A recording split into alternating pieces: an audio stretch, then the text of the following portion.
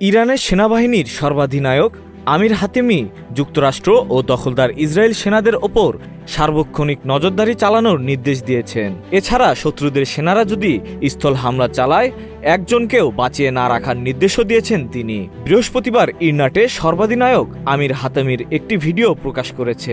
ভিডিওতে দেখা যায় তিনি সেনাবাহিনীর অন্যান্য কর্মকর্তাদের সঙ্গে আলোচনা করছেন এবং বলেন, যদি শত্রুরা স্থল হামলার চেষ্টা চালায় একজনও যেন বেঁচে না থাকে।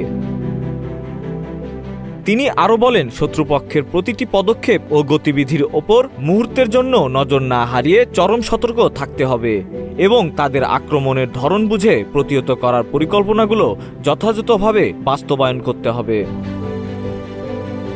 গত ২৮ ফেব্রুয়ারি ইরানে যৌথ হামলা চালায় ইসরায়েল ও যুক্তরাষ্ট্র।